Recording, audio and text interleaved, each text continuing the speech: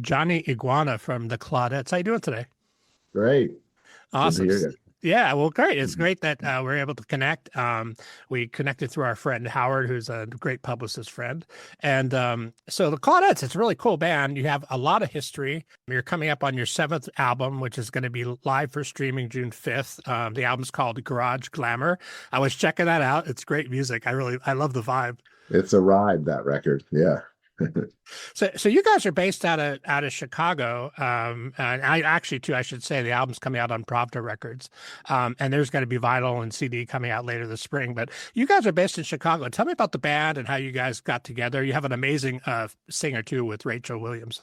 Well, the drummer Michael Caskey and I started the group quite a while ago, really modeled after, there's this great blues compilation. So when I was a teenager, I was into punk and new wave and stuff. And I had classical piano lessons. And earlier on when I was a kid, like all kids back then, loved classic rock and pop and stuff. And but then my uncle sent me all this great blues stuff. And I really got into blues and so that's what moved me out to Chicago, playing with Junior Wells, which is a lucky circumstance for me.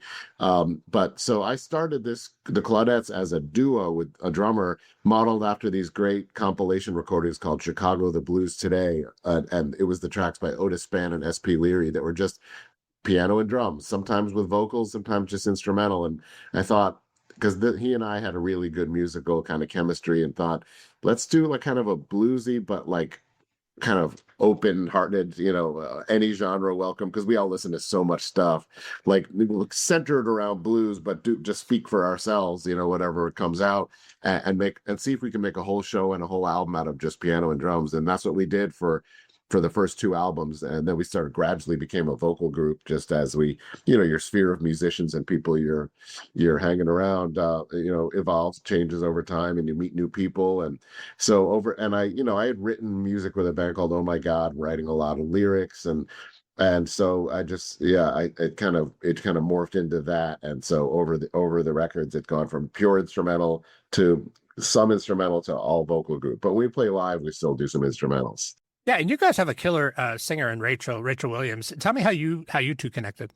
Oh, well, she did some gigs years ago with a cover band here, and when the guy who led that cover band, when he got word that we needed a singer, the previous singer we had was kind of done with van life. I'm never done with van life. I'm going to have van life until I have hospital life or something. I like van life. Yeah. But when he got word that we needed a singer, he called me and said, "Do you know Rachel Williams?" And I said, "No." He said, "She sang with me a little bit, but he said she posted this rhapsodic post about a Claudettes show she saw. So she's a fan of the band and she's dynamite." And so I called her, and speaking of me sitting here coughing, she had COVID when I called her. So she's like, "I don't usually sound like this." But we got together at the piano and just started going through all the repertoire, and really got quick to writing with her. And oh no, she is dynamite. She's just she comes out on stage, she's 6 foot in socks, so she comes out on stage in heels, and it's like 6'4", and she's had a few different great hairstyles, and she loves playing dress up. So we kind of get together with stylists and come up with fun ideas, and that's part of the reason we like doing instrumentals on stage, is give her a chance for a costume change in the middle, but all that is sort of secondary. She's mostly just a really great, she spends all her time when she's not with us, as a vocal teacher. She's a really well-known vocal coach, like vocal teacher. So she's a really great singer. She has a lot of soul, and most of all, she loves theater, and she loves to portray the characters that are the narrators of the song, which is really helpful when you're playing it live. It really helps it reach people when it's so easy to have the words go by like sounds, in a live setting. Exactly. Where they're just maybe disconnected in a way. Yeah, well, sometimes the sound in a room is a problem, in the mix. Other times it's just that there's a lot going on, and it's like almost a lot for the brain to comprehend the words as well as feel the music. And sometimes it's tempting to just sort of bop along, but she really helps the heart of the song to reach the hearts of the listeners. Yeah, she has a very dynamic voice. That was the first word that came to mind. And yeah, the beautiful lady too, with really great presence on stage. I was checking out some of your YouTube videos. It was really fun to see. Talk about songwriting. Are you guys writing together? How does that work for the band? So far it's really I've written all the words and music. I sort of present ideas to the band, and then from that point on, drum parts, guitar parts are discovered mutually. And sometimes Zach, on the guitars will come up with a great idea and send me a little demo of it or something. But more recently, Rachel and I started. She's been sending some voice memos of just little phrases, little kind of chorus lines, little ideas, and two of the songs we're going to be working on next. I'm really excited about. We've written together that were initiated by her voice memos. So I think that's the natural progression is we should be writing together because she can only, you can't help but deliver a song really well when it came from your heart and your mind, like that. I really want her. I don't want to, even though I tend to MC the show sort of because I introduce some of the songs. I don't want her just to be like a mouthpiece. It's nice, and it's nice to have band members who feel invested in the songs. Yeah, It's yeah. important, as you know. We've all seen that story. At some point, if they don't feel invested, then maybe they don't hang around as long. Yeah. So it's nice to have them look forward to like have a voice, and it's all. But it's band management and band leading is always a challenge, as we know. Mhm. I'm also a musician. I could speak on that topic. And you on your own actually are very prolific. You've toured and played with a lot of folks: Junior Wells, Otis Rush, a bunch of other folks.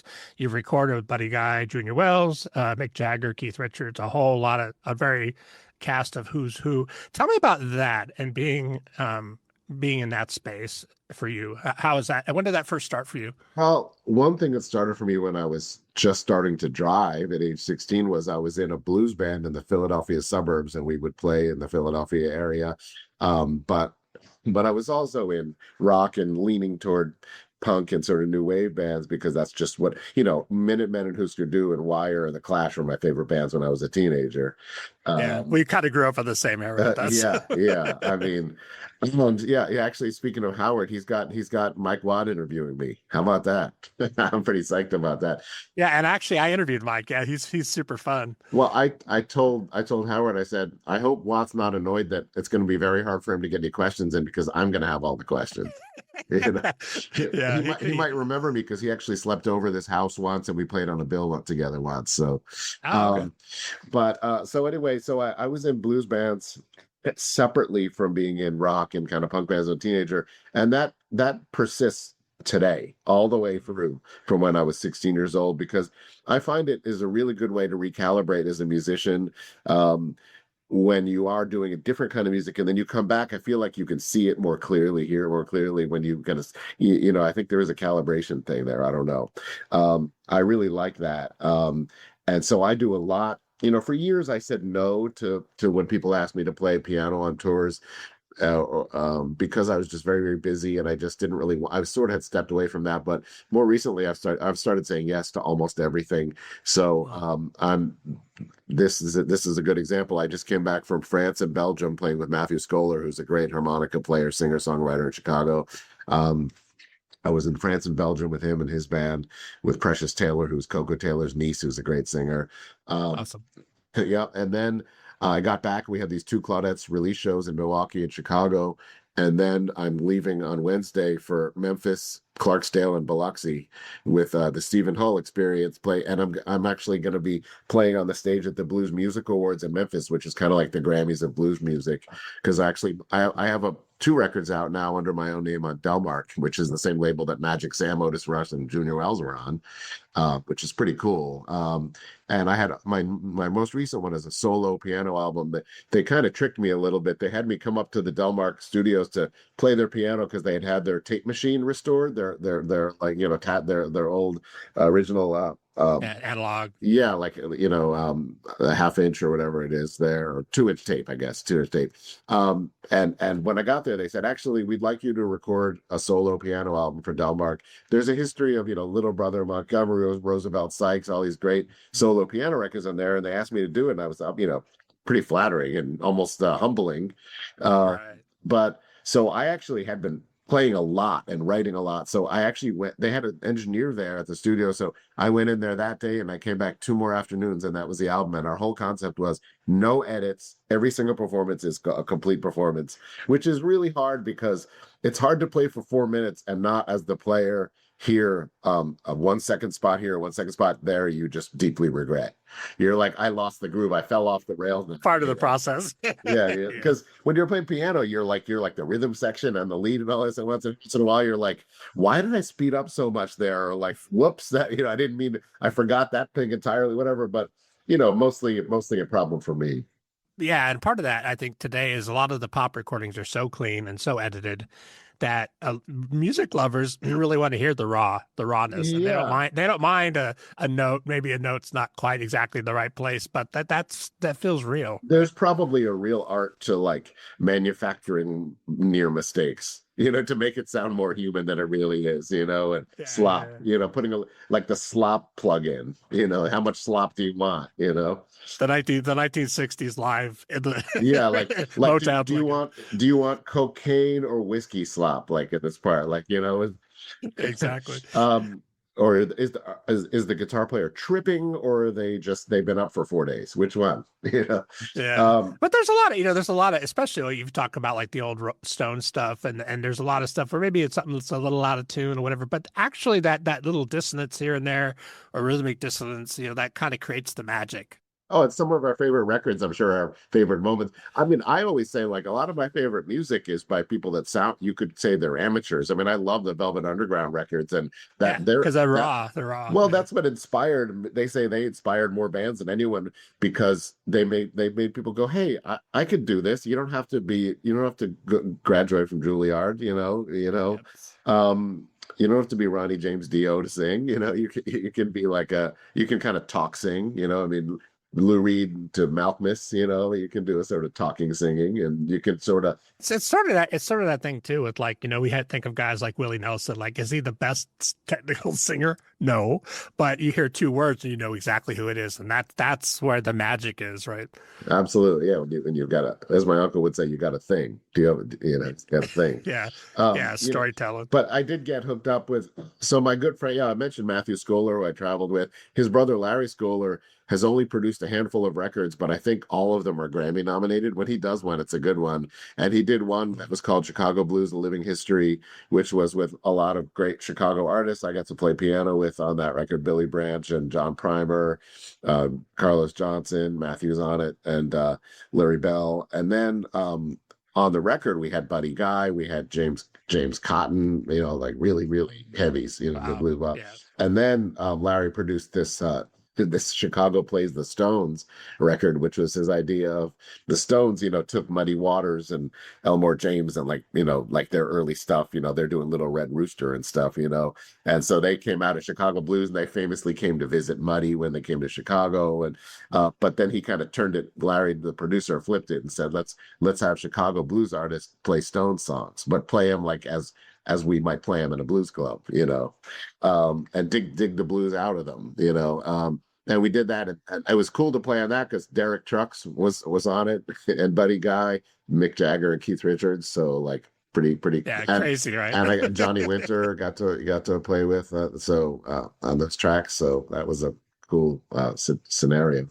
Yeah, well, I mean, that's kind of the reason why most of us got into music, is because you want to, in your mind, you're thinking, well, someday I'd like to do this. And then when it actually happens, you're kind of sitting in the studio going, wow. It's pretty crazy. Tell me about producing, getting back to the Claudettes release. Tell me about producing that, because did you have a co-producer, or how did you guys put the record together?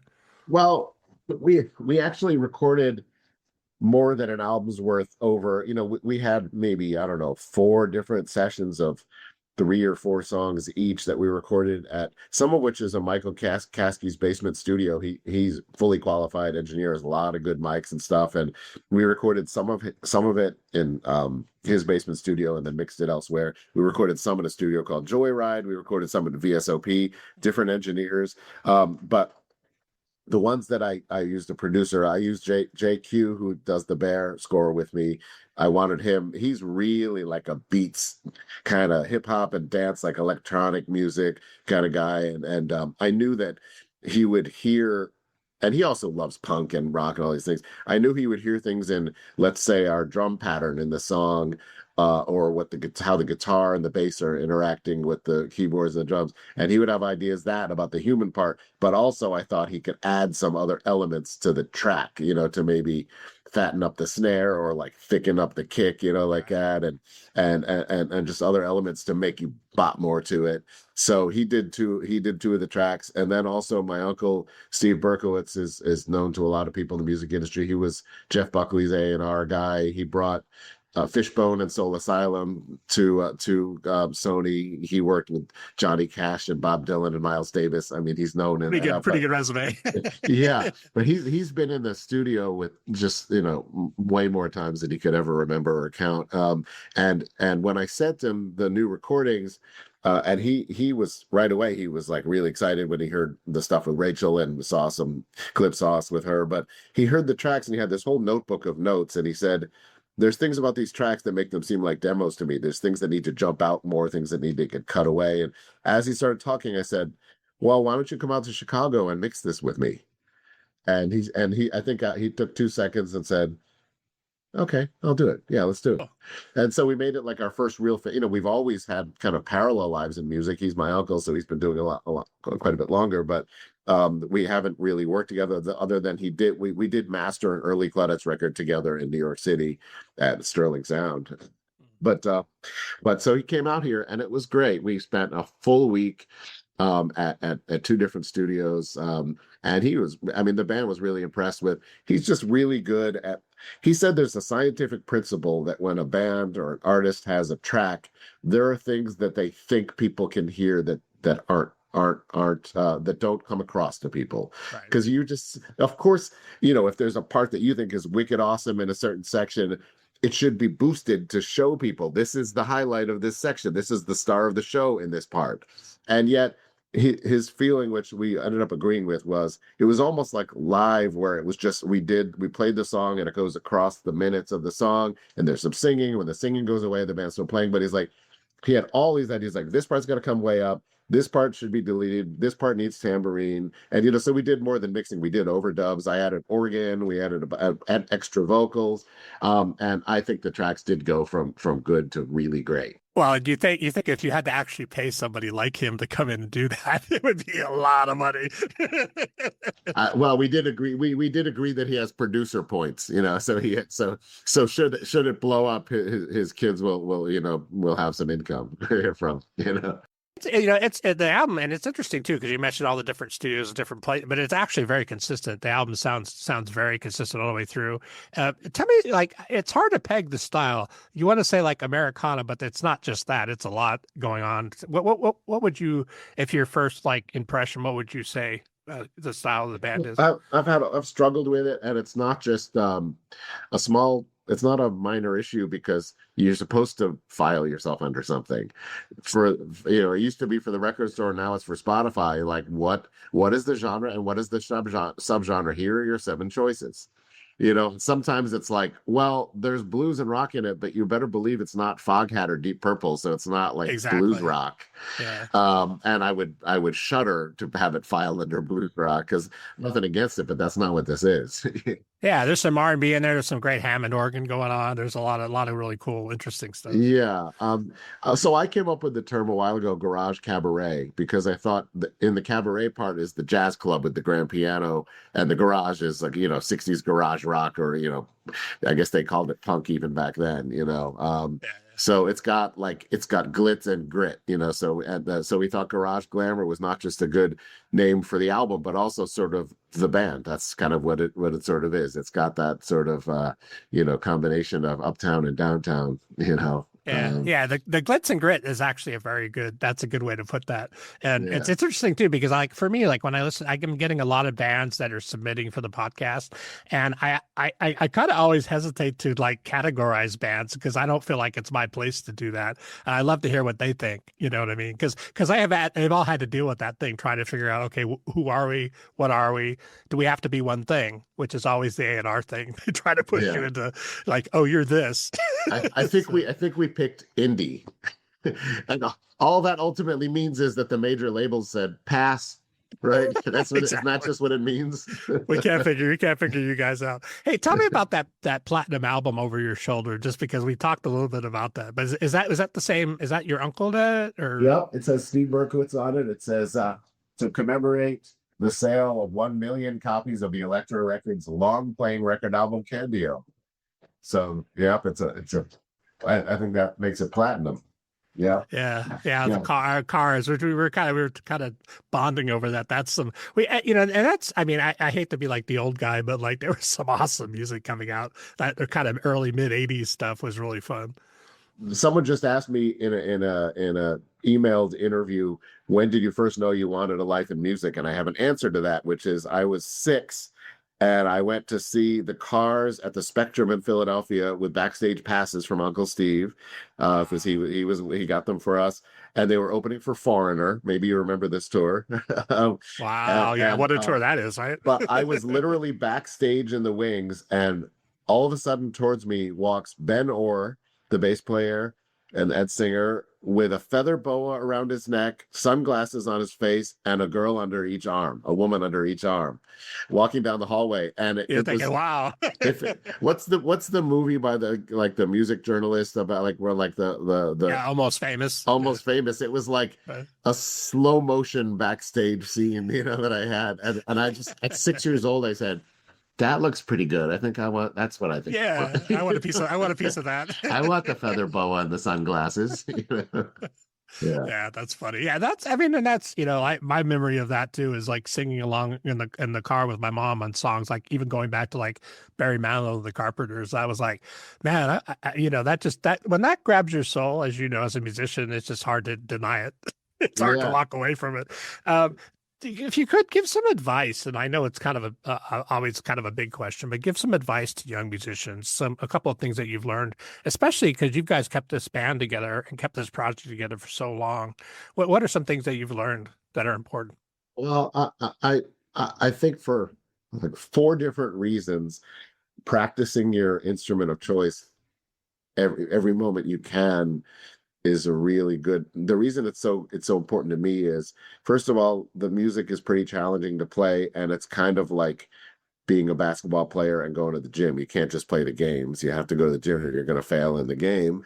And my fingers won't do what I want, and my mind won't remember all the changes unless I practice a lot.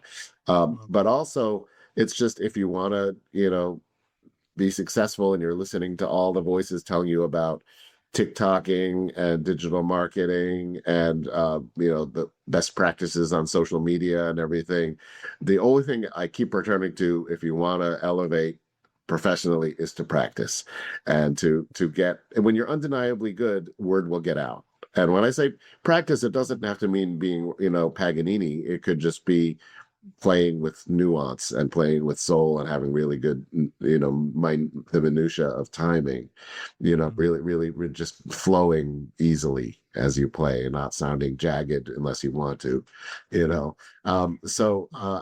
obviously practicing a lot as a band, but it's just also, as the world around you seems confusing and as your Google Calendar is full of stuff that's stressing you out and you're maybe not feeling too connected to earth or feeling upset or hopeless, the time of just making chords by yourself on your instrument is such a sacred thing. It's like, it really soothes me so deeply to just sit down without a plan and just hear chords. I mean, somebody invented these hammers, not needles, but hammers and strings and keys for me. And I can just sit down and this bit of magic happens where, and my piano sounds really good in the room that it's in. That's one thing I think is lucky to be piano players. You can make a whole song just by yourself. It's different if you're playing bass or drums. It seems like everyone should have a piano. I did think for years, if it was law that every house had to have a piano, I think it would be a much more peaceful world. If you could just sit down anytime, and it's hard to put your thoughts into words. It's things seem insurmountable. You can just sit down and without a plan. I call it Ouija boarding. Just put your fingers around you spread your fingers out different ways. Yeah, and before you know it, you're playing a you're playing a minor chord with a major 7, or you're playing a minor 6 chord, or you're playing a flat 9 chord, whatever it is. You can you can decipher that later or instantly if you want, but you don't have to. Just, I'm sure we all know incredible jazz musicians that probably just they were like autistic level genius, or just like that. Some of them compose and make whole scores, and some of them probably never read music, and they just have this incredible ear. They always said that about the Beatles. I don't know if it's true, but that they just had this ear. It was just like a once a century assemblage of people who had heart, soul, and an ear, and came up with these changes that became standards across every genre. Yeah, and some of the best songs ever written only had 3 or 4 chords. Yeah, yeah. And took 10 minutes to write.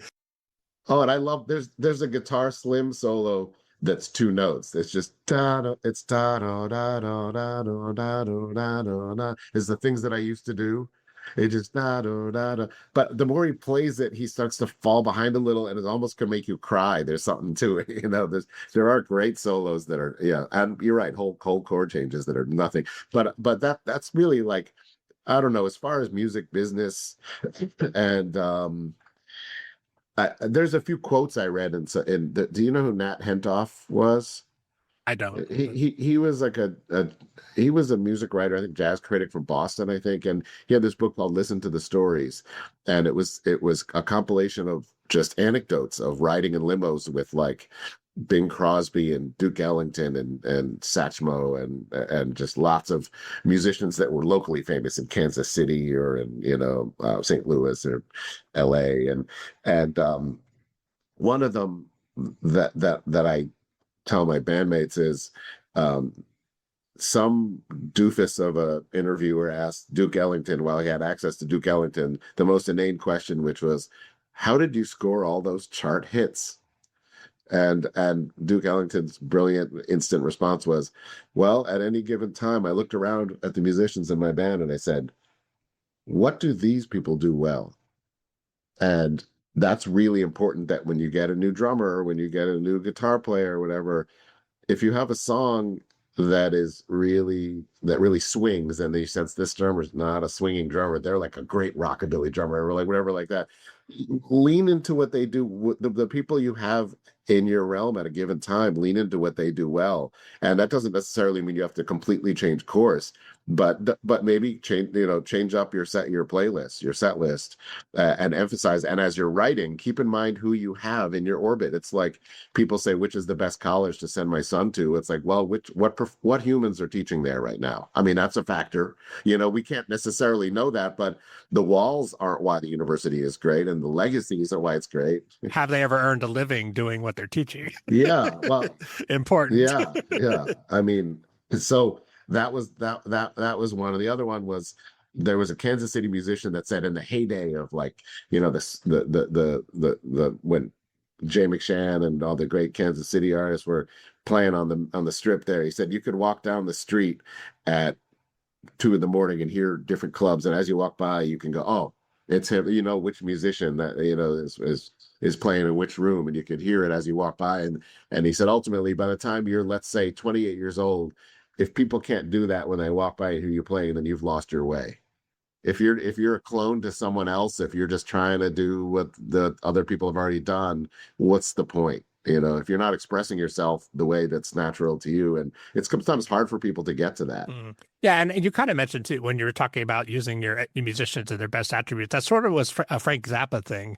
He would identify guys in his band that had a particular aptitude, and he would really, like with Steve Vai, a lot of the people that had played with him, it was always really interesting.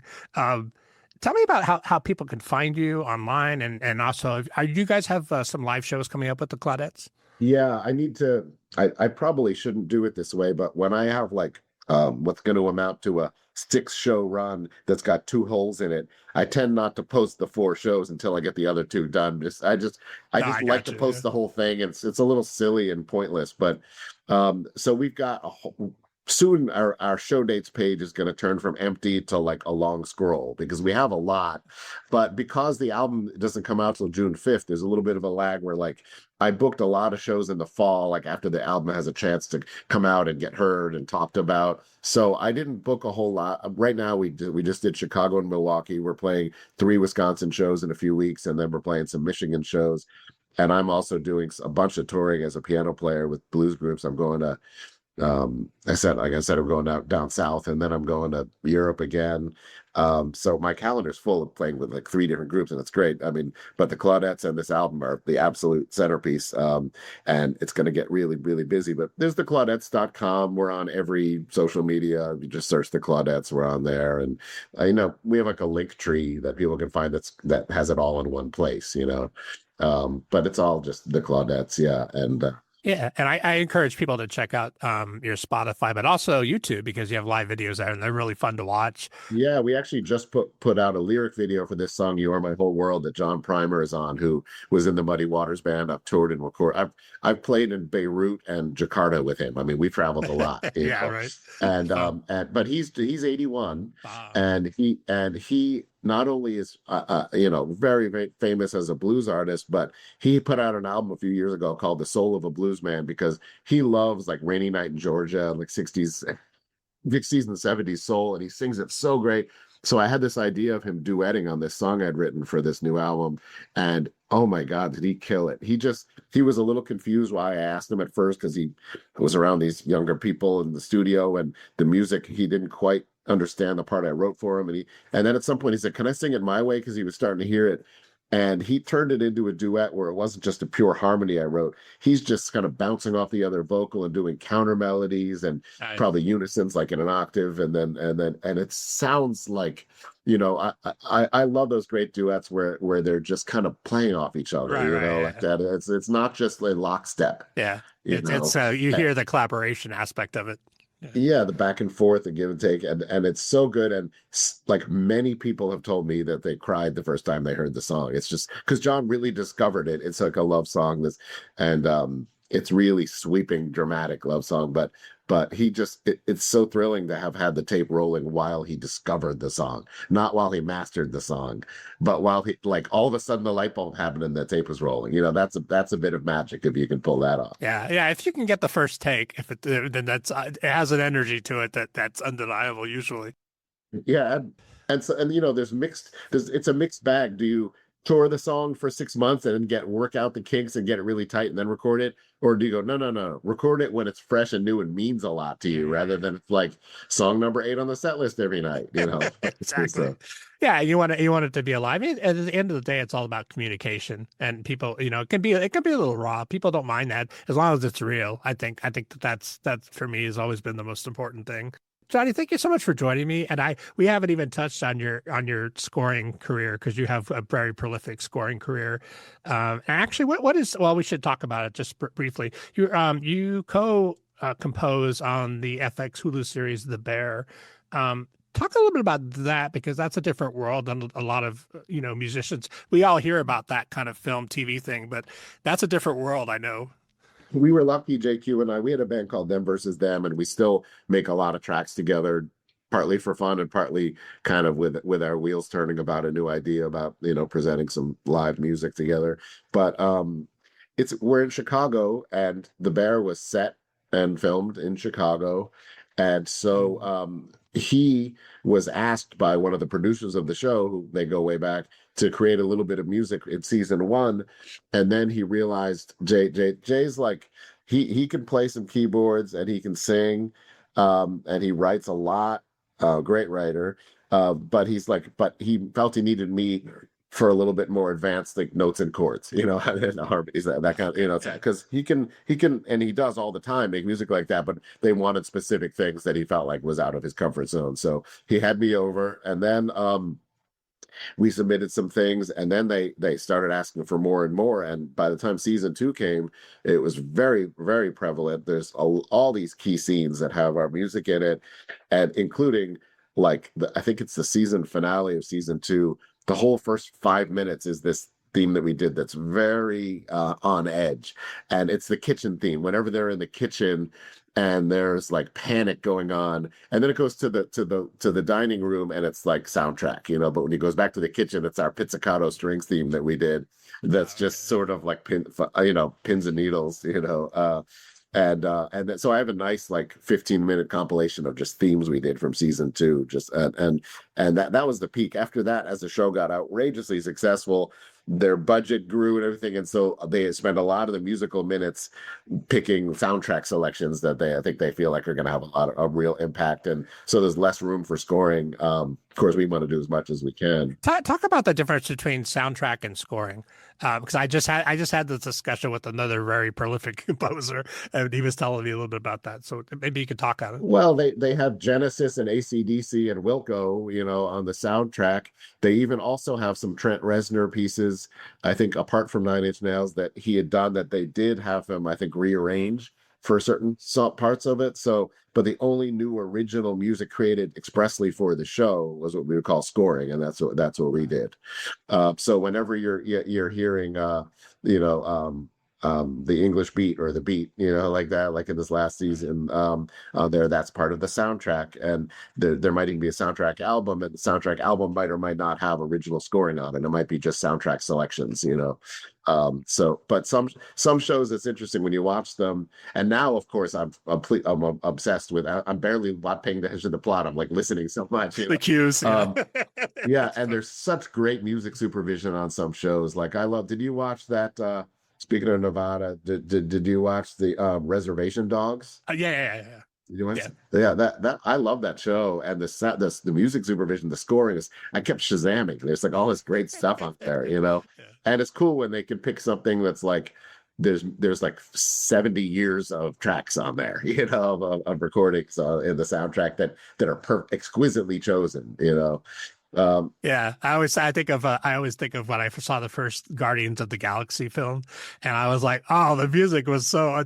Yeah, and Peaky Blinders. Peaky Blinders is one of several shows that uses Nick Cave's Red Right Hand, and a bunch, but I Shazammed a lot on that show too, because there's a lot of like not very big UK kind of punky bluesy bands, which is why I was like, oh, we got to get on Peaky Blinders, because it's like it would fit perfectly, it's sort of like gnarly bluesy indie rock, except the thing that makes ours so different is it's piano based. I always said ours is like Ray Charles meets Julie London or something. It's not like Dick Dale or Elmore James in a punk band, it's like ours which I think is puzzling for some people, it's like that doesn't go, That's good, yeah, but it's good to mix it up. It's good to kind of go, again, that's what we have at our disposal, so that's what we use. Those are our tools. Yeah, and you bring that going back to the Claudettes, you bring that sensibility to what you guys are doing, because you can hear a lot of different influences, but the musicianship's great, the production's great.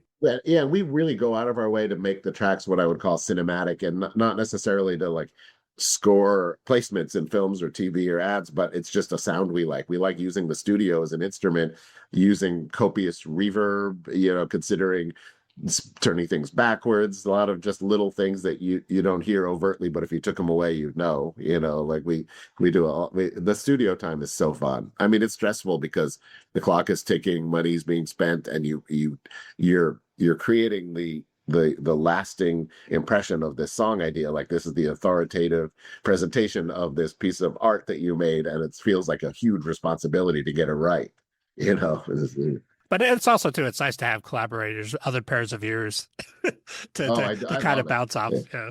I love the purpose of having a producer is to listen to them, because it's very easy to why would you have a producer and then basically say it's my way or the highway? It's just wasted. Why did you bring them in?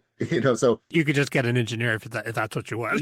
Yeah, I mean, I've had several times where I've told the band, I'm like, when the producer says you should cut this whole section and this other section, this part you're not emphasizing is the part that should be emphasized. Turn that upside down. Like, we're going to do what the producer's saying, because we trust them. They've made great records, and they're probably hearing something we're not, and it's really good advice. And we've agreed that we've almost had a handshake agreement that we're going to collaborate.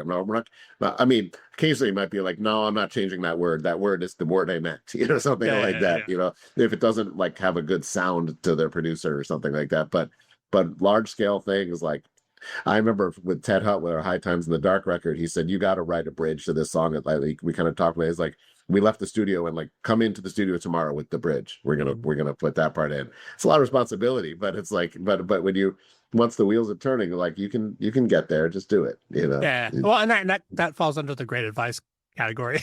listen to your producer. That's why you hired him. And if you're not working with people that you don't trust, then you should find some other folks. But awesome. Hey, Johnny, thank you so much for joining me. I really appreciate your time. Oh yeah. I hope we make it out to Vegas and can meet out there, or maybe you get around. I'll see you somewhere else. Yeah. And I get to Chicago pretty often too. Oh. I'm working with some folks there that you probably know, but Craig Snyder and Dean Bushala. Dean's a big TV guy in Chicago. Oh yeah. Well, yeah, definitely look me up when you're in town. I mean, I might very well be playing a blues show that night or something. I get you in. Yeah, that would be awesome. Good. All right. Thank you so much for joining me. Everybody, please check out the Claudettes release. It's going to be live for streaming. Garage Glamour is the album. It's going to be live June 5th for streaming. At the full record on vinyl, CD, and all the other methods will be coming out in spring. I will include your Claudette's website and social media on the podcast description so everybody can find you. Thank you so much, Johnny. I really appreciate your time. Thank you so much for having me. All right. Have a great day. You too.